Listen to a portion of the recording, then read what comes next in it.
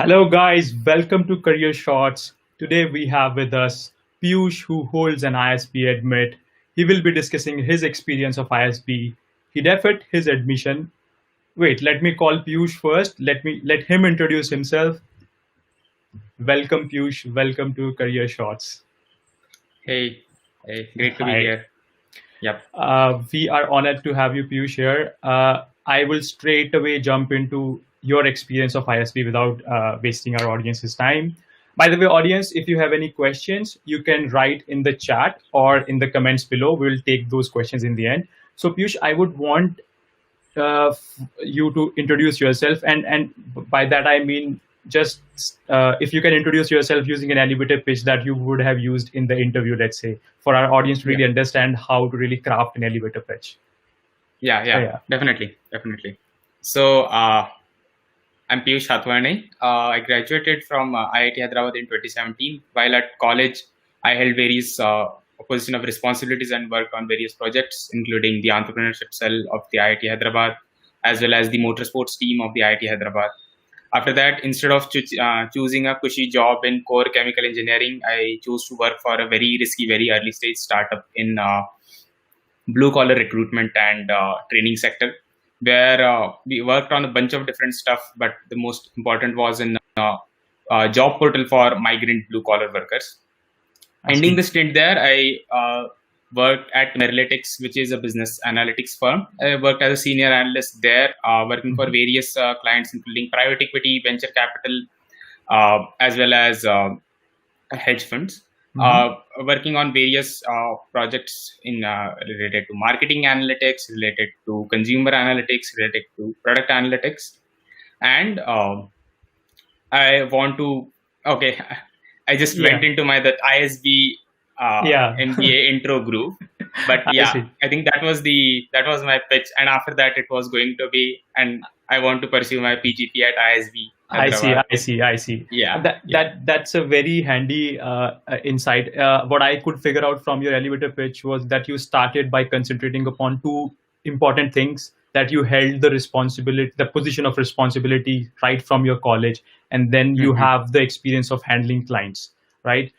When I talk to a lot of admission directors and people belonging to that particular community, like a lot of people tell me that when Indian candidates are applying even outside colleges outside India, they say that a lot of emphasis is given on the technology side. All the people who are coming are more or less related to technology a lot, and they don't have client handling experience, let's say, or they don't hold the position of responsibilities, which I see that started with right from the the first sentence. I could see those two things coming in with your elevator pitch.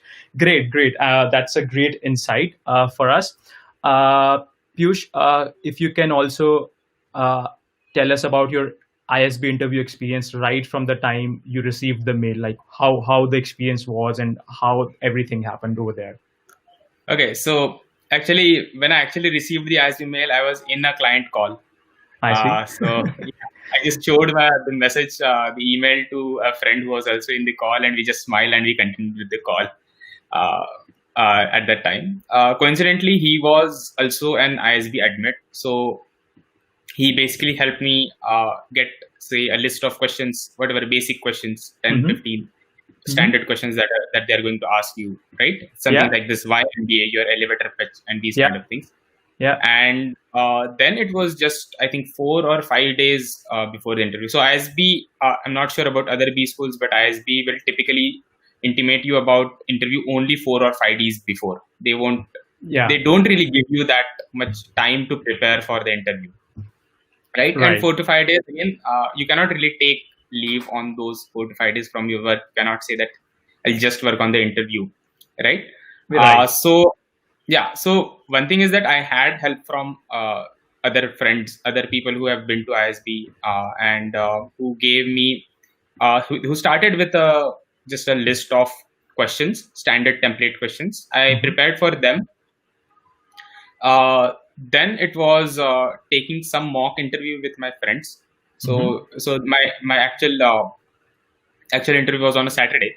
So I on see. Friday, I took leave from office. I asked a friend to just take a mock interview for me.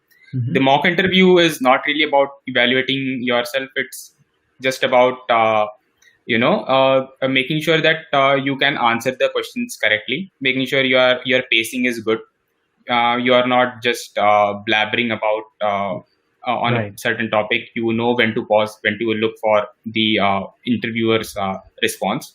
So not really about the actual facts, the actual points that you are going to say in your interviews, because those are going to be unique from person to person anyways. Right. After that, it was shopping for formal clothes. I see. This was the first time I was giving a proper interview. And I actually did, because I was staying in Hyderabad, I gave my interview at ISB Hyderabad itself. Oh, great. Yeah. So the actual interview day is really chill apart from the actual stress of the interview. You just go there. You typically, of course, they'll ask you to come about 1.5 hours before your actual interview time. And interviews the actual schedule may get delayed by half an hour here and there. So, I mean, you're supposed to expect that. The actual interview duration can last anywhere between 20 to 40 minutes. Above 40 is very rare. Below 20 is again very rare. But that is something that you need to aim for. Mine was little lower on the lower side. 25 minutes is what my actual interview lasted. And that is it really. You don't really have to worry about documentation or some bureaucracy or anything on the actual interview day. And I think especially this year when all the interviews are happening online, you are even more chill in that aspect. Right.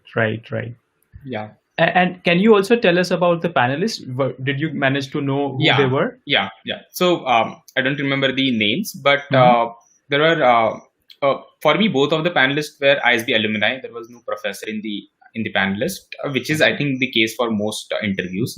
One was a middle-aged gentleman who was into IT industry, and another one was a young lady who was into oil and gas industry.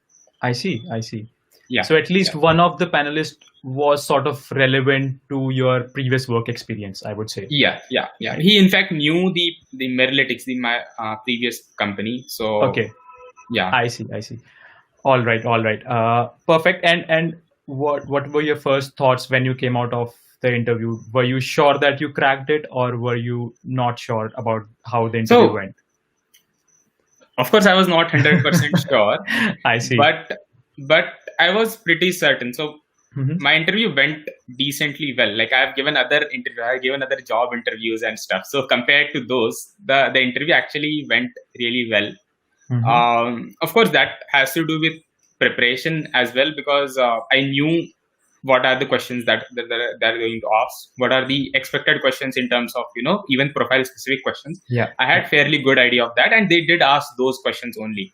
Very few unexpected questions were asked, and I think that can be the case for most candidates if you prepare well and have your essays and everything in order before you go for the interview. Yeah.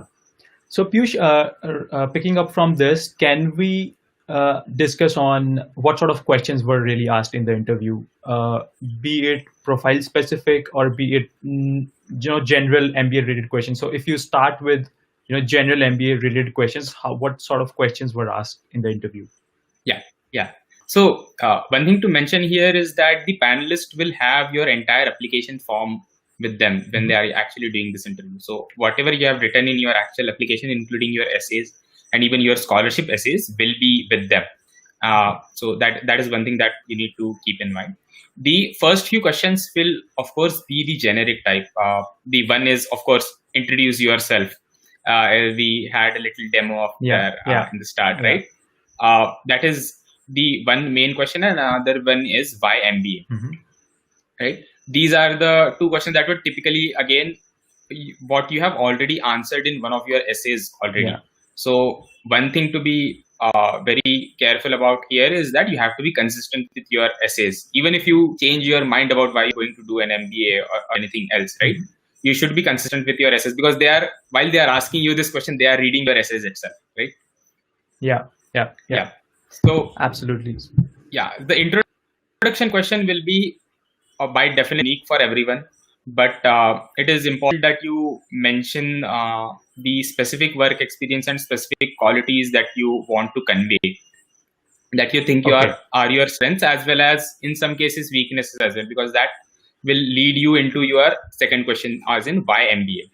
Why MBA? I see. I see. So majorly, they sort of want to understand your work experience or the quality of work experience that you hold, and then they Quality sort of of work experience, as well as what you can what you can almost like a framework that you can use for deciding on these questions is that your introductions are your strengths.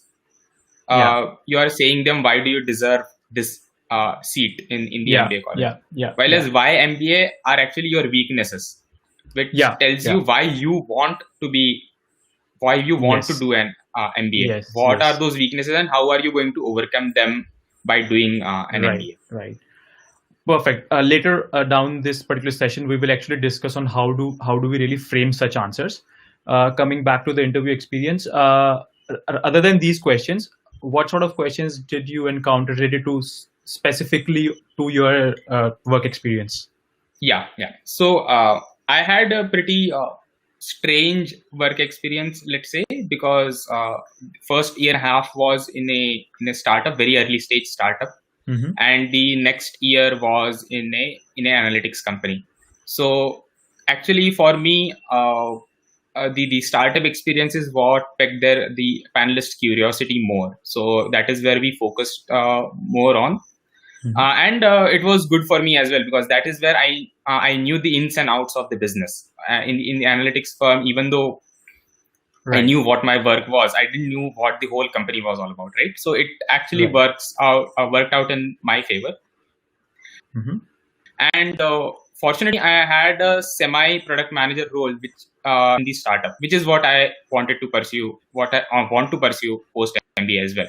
So that led Yeah, to a good specific discussion about that company, about how not just me but the whole company went about solving a particular problem, what are the challenges we faced, and how we try to right. overcome them.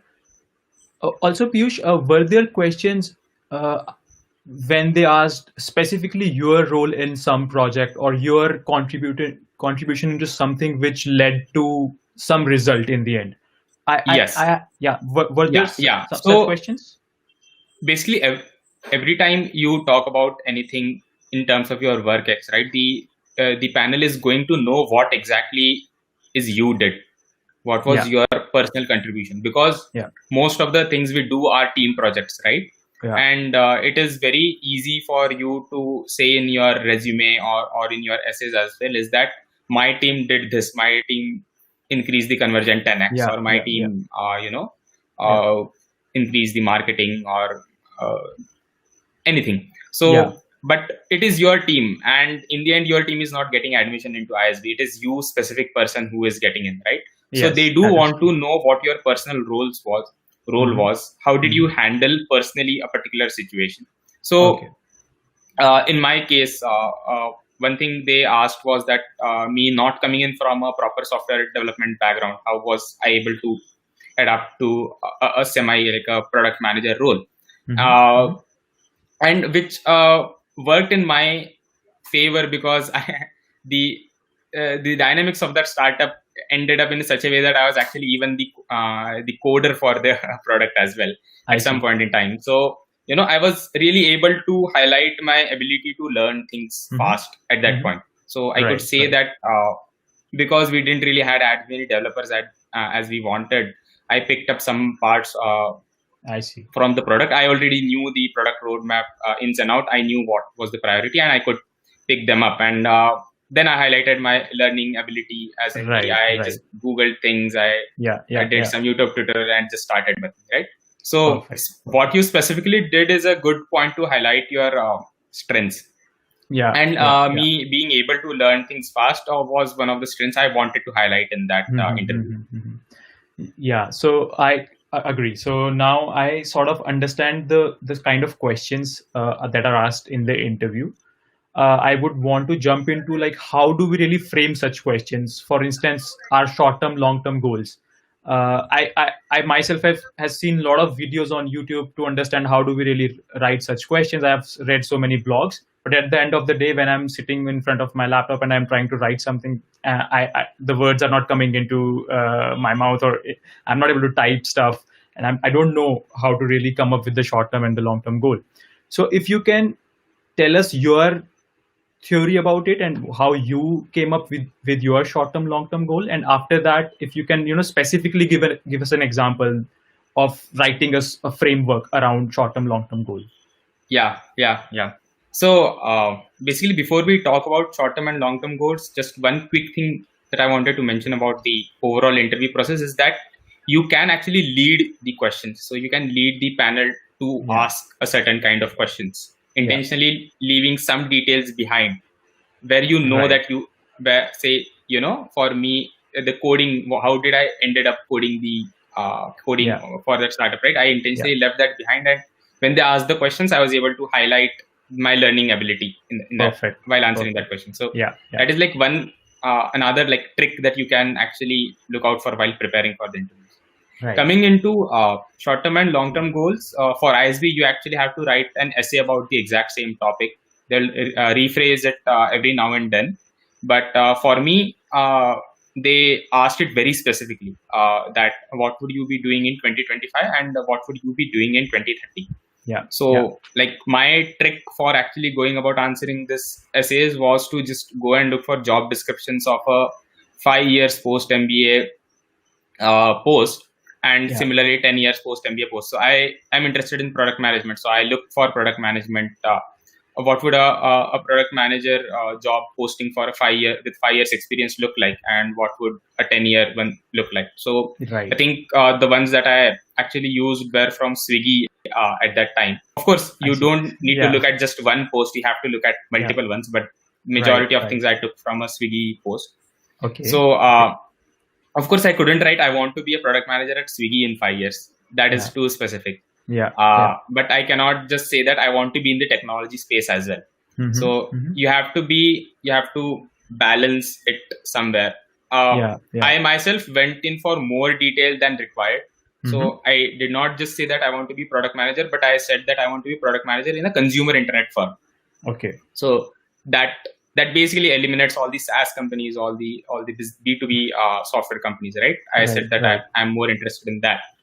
Of course, when you say something like this, you need to be prepared with a counter question as well. Why consumer internet? Why not SaaS? Right.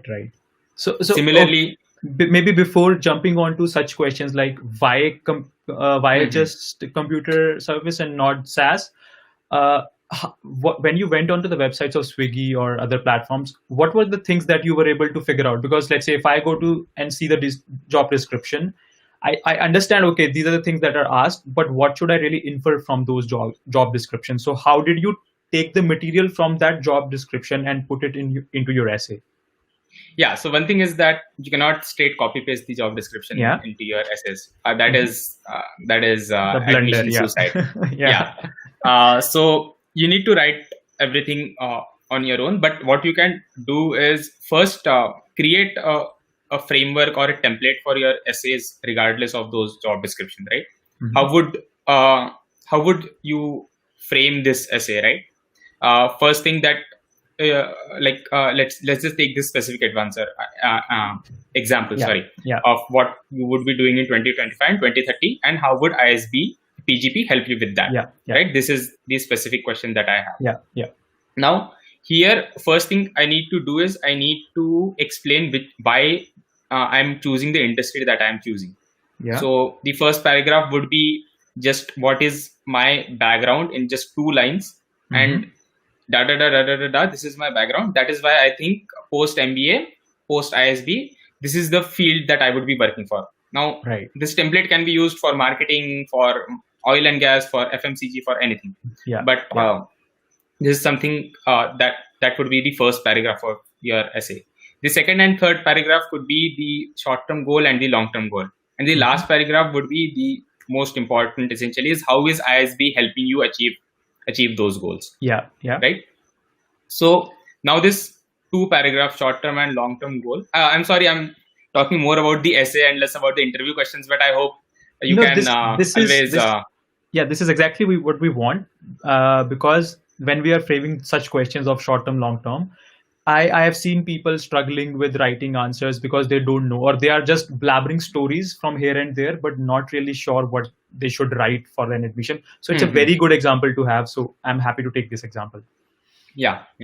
So when I say I looked at the product manager role at Swiggy, and I copied. First thing I did was just copy the whole blob into an doc file so that I can look at it every time I want.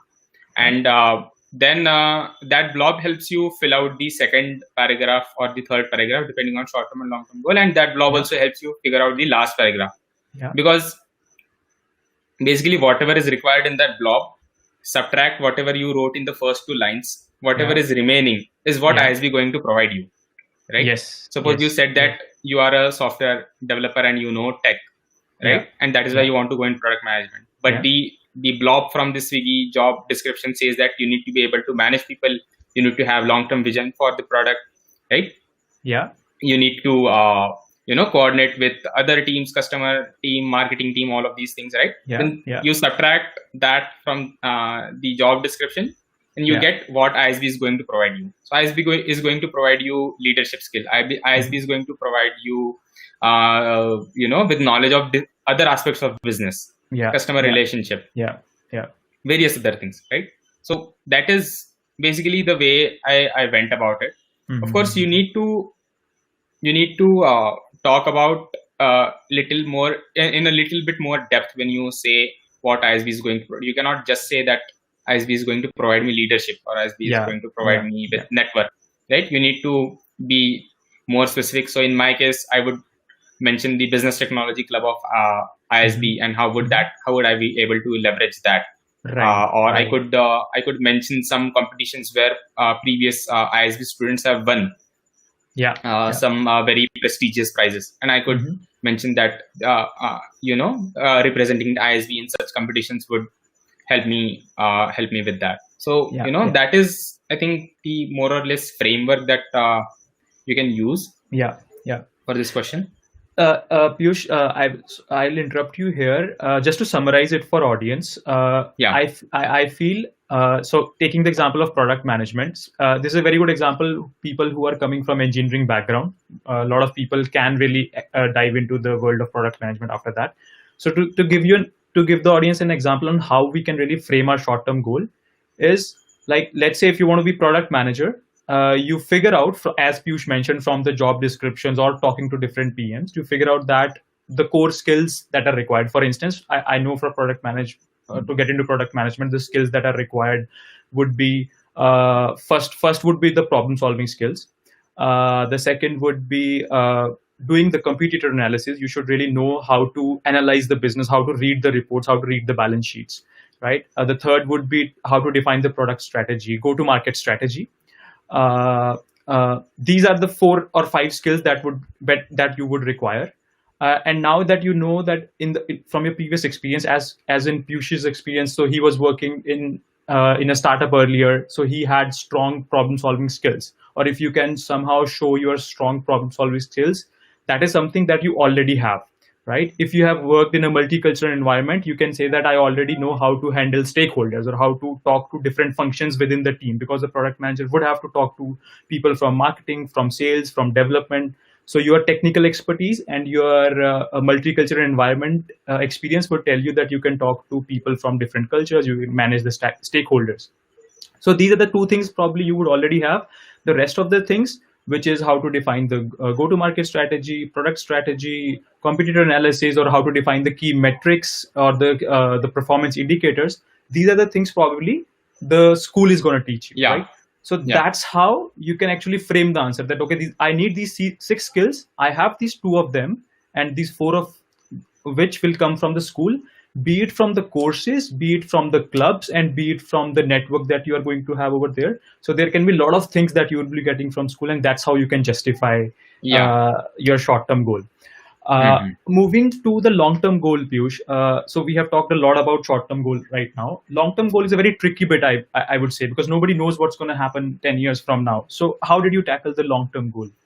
Did you use the same approach? I use the same approach, but I'm not sure if it fits very perfectly for the short term goal. I'm not really sure if it fits for long term goal as well, but I ended up using the same approach, is where I looked at, say, a director of product or head of product job description, and found out Right. what are the requirements and how would I go about doing them, right?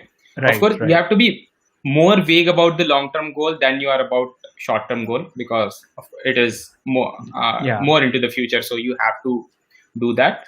And it is even more trickier to write the why, how would the ISB PGP would help you in the long term goal, because in Right. short term goal, as you have clearly mentioned, it becomes very clear and it becomes very direct to write about these things. But Yeah. Yeah.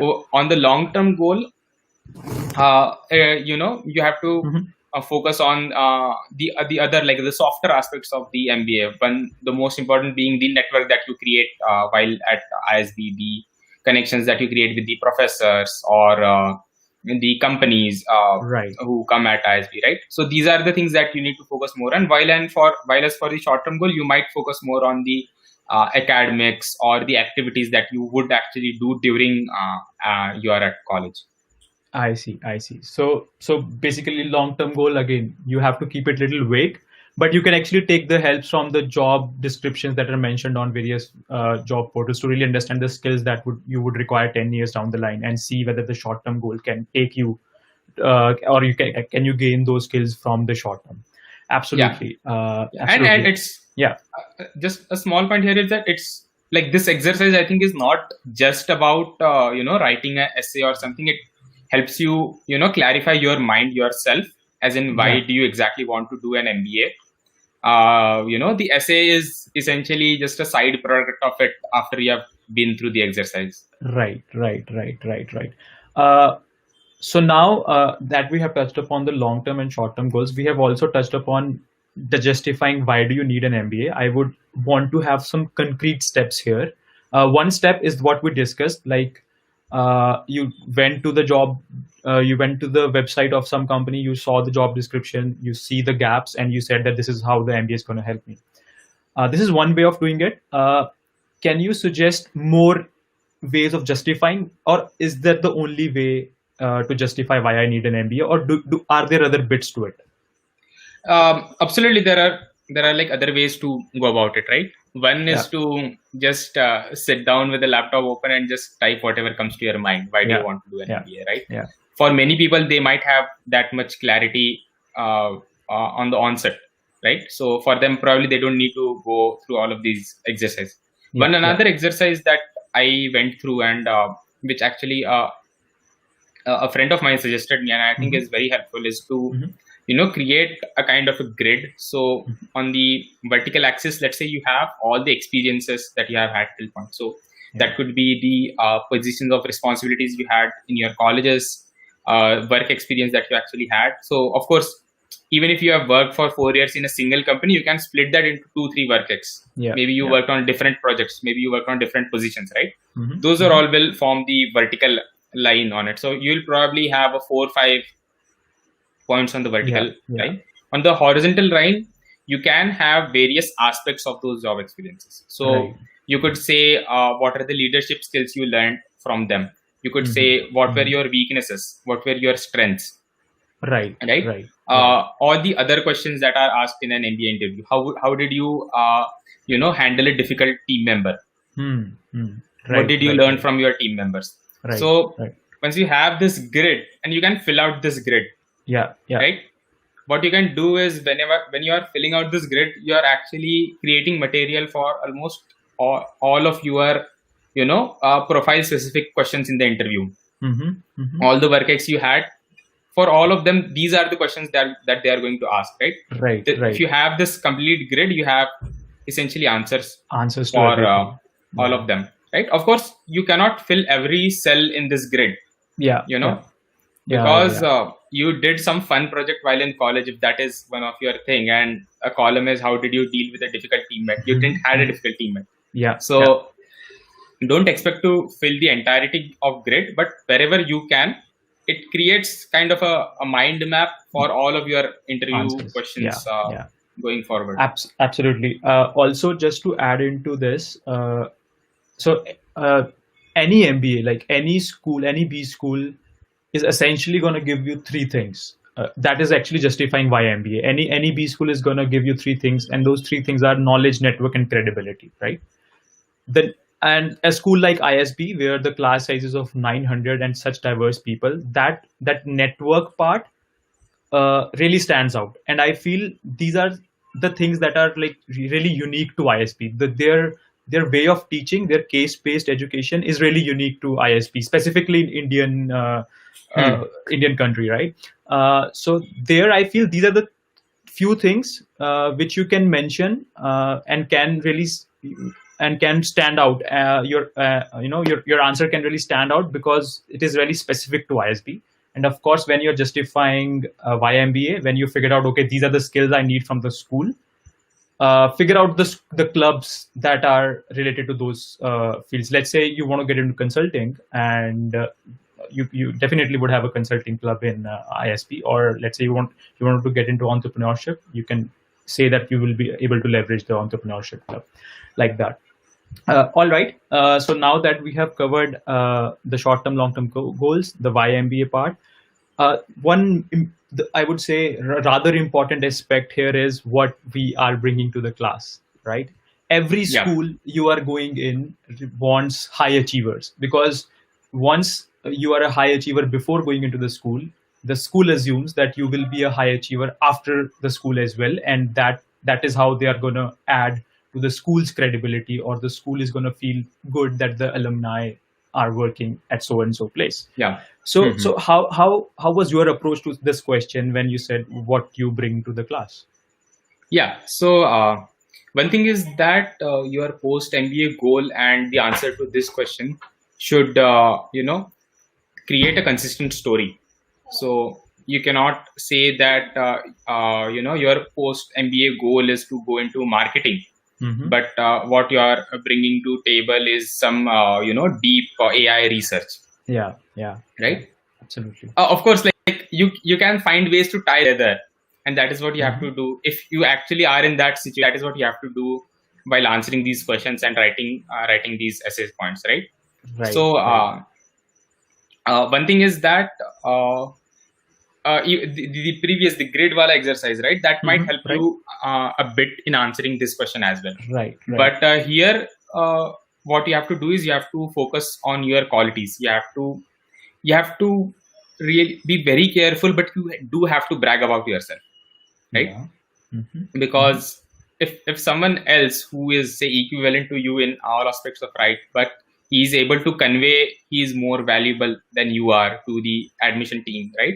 Then the admission team will obviously go with him, whether be it in terms of essays or the interview questions that you answer, right? So there are a few things that you need to work on. One thing is if you did your bachelor's from a credible college, then you do need to highlight that in your essays. Don't just think that because you have filled your college name somewhere in the application form that will take care of it. It may not. So that is one thing. Then what you did in college is, again, not as important as work experience, but it is still important. It basically allows you to talk about your interests. It allows you to talk about the story aspect of it, because whatever you talk about in the work-ex, again, it is, you can only do so many things in your actual work-ex, right? You can only do things that your boss actually told you to do, or you convince your boss to let you do, right? College projects or any other side hustle, side project you have, that is basically what you can say is like the true self. So it is good point to highlight them. If you specifically have any achievements, if you can mention some numbers, that is important. So this startup experience, one of the numbers that I highlighted was a project that I worked on that increased the conversion rate for the website by 10x. I see. So I actually like out of those 400 words, if I just talk about the essay, and even even when you are giving the actual answer, you have limited time. You cannot let that answer go on for 10 minutes. Right? Even in that 5 minutes time, I spent 2 minutes just discussing that one point, because I thought that was important. And that actually translated into a number that I could highlight on. and that Right. and I can create a hook for them to come back onto that question, because I know that point, I know what I Yeah. actually did, Yeah. right? So this question is actually a good way to place hooks for them to ask further questions. Yes. Yes. So focus, and in terms of even work X, again, focus on what you did instead of what your team did or what your team Right. achieved, right? Right. What was your personal contribution? What were your struggles? How did you go about, facing those struggles? How did you did problem solving? These are all things you can highlight in the essays. But Right. again, the fact of the matter is that in the end, everyone's essay is going to be very different. I cannot really give a template for this question, right? How, like, blah blah blah and blah blah blah and blah, blah, blah. I sort of have a short template. Not, of course, this template will actually, when you use this template, the end product will actually be unique for everybody. What I feel Okay. is that there are certain qualities a B school is looking for, right? So at the end of the day, the B school is training you to be leaders, right? So you can actually see the 6 or 7 leadership qualities that a leader should have, and then let's say, for instance, the first leadership quality would be empathy towards others, right? Uplifting the others. The second quality would be strong communication skills, right? So so there can be 6 or 7 or whatever X number of leadership qualities. You can actually see in your life where you have demonstrated those qualities, and then put that into the essay. So what happens, a lot of time, what happens, students struggle to really, they have done so many things in their life, but they don't know which one to mention and which one is worth mentioning, right? So that is I believe a place where you get a lot of confusion. So one of the way of solving this is really see these are the things that are required for a good leader, and see where you demonstrated 4 or 3 out of those skills. And of course, the other bit is your short-term goal. You already did the exercise of going into the job, going and seeing the job description and understanding the skills required over there, and check which skills you already hold. And let's say you held 2 skills out of them, and then you can mention those 2 things in your what you bring to the class. So this, if you combine these 2 bits, I believe you get your answer, right? If you are completely lost with what you are trying to write. Why I'm saying this? Because I've seen people writing their childhood stories, saying, I started selling pencils when I was in class 5th, and then I got money from it. Probably that is not a really nice story, or probably the school is not concerned what you did when you were in your class 5, right? They are really concerned about what you did in your work experience, and to certain extent what you did in your school, in your college, because that's the most relevant thing. So this is I feel this is one template. If at all people are struggling for writing this question, they can use this sort of template. And as you mentioned, this is very unique to everybody. The experiences or the qualities will be very unique to everybody. So hence, everybody will have their own approach. But I feel if at all you're struggling to write your answer, then this is one approach that you can follow. Another point that you can touch here is what are you doing to help your fellow students? So you can talk. This is where you can actually talk about your specific knowledge. So suppose you have a specific knowledge in, say, web development or something else. Suppose you have specific knowledge working with leather, right? You can say that you're actually going to help your friends with this knowledge. I could say that because I had some experience in analytics, I could help my friends. I could help fellow students with solving cases. I could help them better understand the numbers behind the cases. Absolutely. Because I had some software, experience with startup. I could say that I could help people in the entrepreneurship and VC club. Right. I could help them get new, contacts, or help them, help people visualize how is it like to work for a startup. Or I could tell about how to set up small e-commerce websites quickly. Even these are very small things, but these are like genuine, practical advantages and skills that are going to help all of the rest of your classmates. Absolutely. So if you have anything in this area, it is very good to mention that as well, because in the end, that is what the question is asking, right? What do you bring to the class? Yes. How are the rest, say 899 students, going to benefit from you being in that class? Right. Absolutely, Piyush. Thank you so much for all the questions till now. We will take the audience questions. In the end, I would like to sum up this discussion by saying that every question asked in your interview or in your application is essentially asking you to answer one of these two things, which are why do you need an MBA and what you bring to the table. So these are the two things you have to keep in your mind while answering any question that is asked. I would say even when they're asking how was your day, think it from a way where you can convey them, okay, my day was so and so, I got to meet this and this person and blah blah blah blah blah, where you can justify that this is something, that this quality is something that you bring to the table. Maybe curiosity about knowing something is something that you are bringing to the table. So this is what my advice would be. Whenever they are asking you some question, try to turn them into a way that you're answering one of these two questions. From here, I'll take some audience questions.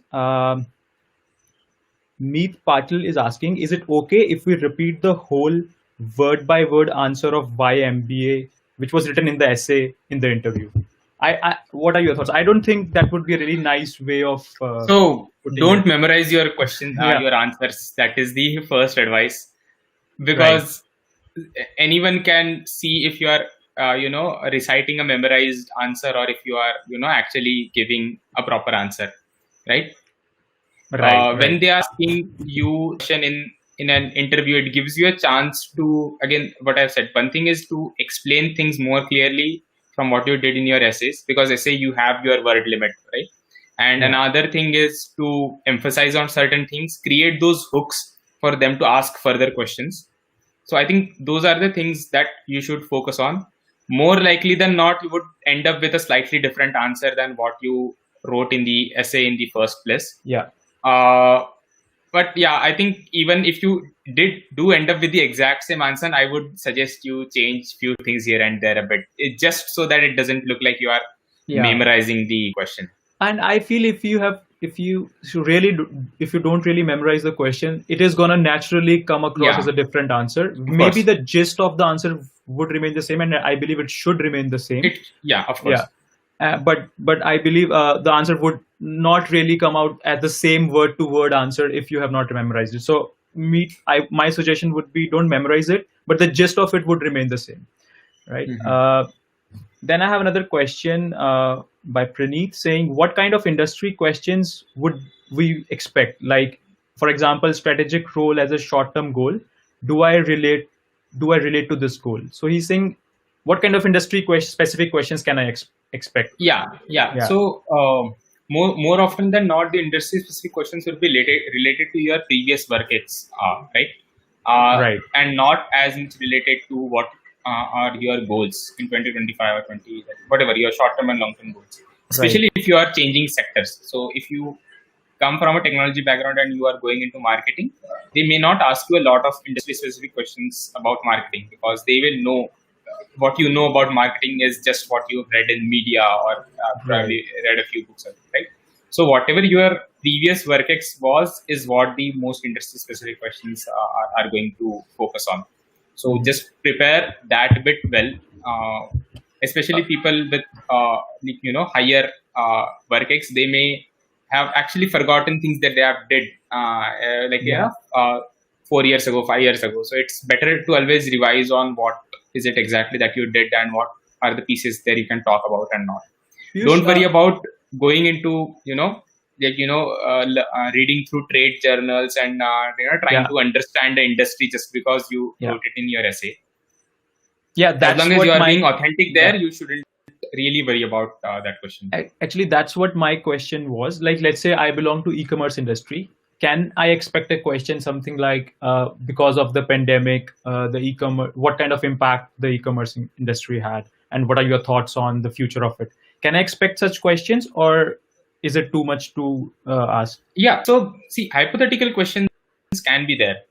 Okay. So if you specifically come from your industry, a hypothetical question about that industry is justified. Definitely, you can expect a question like that, right? Okay. But suppose you say that you want this industry in future, and but background is in let's say manufacturing, right? Even then they can ask you this question, but they won't expect you to go into the level of detail as they would I for see. a candidate with an e-commerce background. Because hypothetical question, anyone can give an answer. If I ask you right away, just now, Right. how would the AI Yeah, industry look like in 10 years, right? You can form right. some answer, Some answer. but Yeah. but how they will judge it will base on your previous work ex. And hypothetical questions are there in the interview. We can expect such questions for sure. You can Right. expect, you cannot be certain that they will definitely ask you an hypothetical question, because interview can take any direction. Yeah, You yeah, should be, but again, the thing is, how would you even prepare for a hypothetical question, yeah. right? That Absolutely. just be open to them. Really, Yeah. focus on that bit. Right. I'm just curious, are current affairs touched upon the interview? No. So No? I think for ISB, most people compare them to IIM interviews, where Mhm. things like current affairs and Yeah. general trivia is asked a Right. lot. But Mhm. ISB interviews don't really focus on these kind of things. Perfect. Guesstimates is something that you can expect some of Okay. the people, but then again, they won't ask them in every interview. I see. Guesstimates I is see. like the closest you can go to an IIM interview and an ISB interview, I guess. Oh, But all right. nothing more than that. All right. Let's move on to the next question. If I'm not 100% sure about the kind of stream I want to choose after MBA, then how should I answer this particular question in the interview? He's not sure about the kind of stream he wants to go into. Yeah. Just if you say have 2-3 streams that you think you will go on post MBA, flip a coin, choose one stream and write the answer according to that. See, no one is going to verify what you wrote in the Yeah. interview. What answer is what you end up going to do, right? Most Right. people do MBA because they have certain, at least some amount of confusion about their future career, right? That is one reason for many people to go for an MBA, right? And MBA schools do offer you that transformational experience. At least they promise that, right? Yeah. So it is fine if you are not really sure about a particular stream. Just pick one that, say, you have most confidence in. Say you think that 50% I'll go into consulting, 25% product management, 25% marketing, right? Then choose consulting and write answer according to that. But I think I fail to understand when he say type of stream. Is he not sure about the domain or the function he wants to perform, or is he not sure about the industry he wants to go into? So a little, not really sure. If Satyam can really mention in the comments what he really mean by stream, then it would be great. Yeah. I'll move on I to think the next. answer would still remain the same, though. The same. Yeah. Pick one that is most likely, and the one that you can really explain the most, and stick with it. Perfect. Then we have a question: how do I justify the short-term and the long-term goals if I'm not sure of the exact domain and want to explore more during and post MBA? So the question is like, you're not sure and you want to really explore, but I guess you already answered it in a way that... Yeah, I think the answer is same. Of course, if you want to dial up the vague part in your answer when you are in such a situation, right? You don't want to be as specific as I did, or someone else who has very specific goals will do. But choose a field and stick with it. In your interview, again, I would suggest to stick with it, because if you are more vague, or if you are open to a lot of different things, that opens door for questions on all those different streams as well. Right. And also the college would feel that you are not confident, or you have, after like say 4 years of experience, you are not sure where do you want to go. Maybe the MBA is also not going to help you to understand where you want to go. So at least I would say MBA is a good place for you to explore things. But for the admissions committee, I don't see this to be a good way to put out that I am not sure where I want to be. Better not indicate that if you can. If you can put out a particular stream, a specific goal, that is always... I mean, of course, if there's a candidate who's sure, and if there's a candidate who is not so sure, and the college is going to choose who is sure. And the college like ISB is receiving so many applications, it's better to be sure about what you want to do post-MBA. Just a small plug here. Whatever your short-term and long-term goals are, only put in achievable goals there. Yeah. Don't say that you are going to, if you are talking about entrepreneurship in your long term goals, don't say that you are going to make a $10 billion company in Right. 10 years. Right. Right? In any kind of goal, be specific is one thing. The other thing is to be reasonable. Of course, they can be ambitious. So, Yeah. nothing wrong being ambitious, but they cannot be impractical. To add to it, since you touched upon entrepreneurship, I believe if somebody is mentioning that in the short term, I want to jump into entrepreneurship, that means after 1 year of ISB, you are thinking of going into entrepreneurship. If that person has not shown any prior experience of starting a product, starting a venture, or failing or succeeding in it, I believe then it's a risky bit.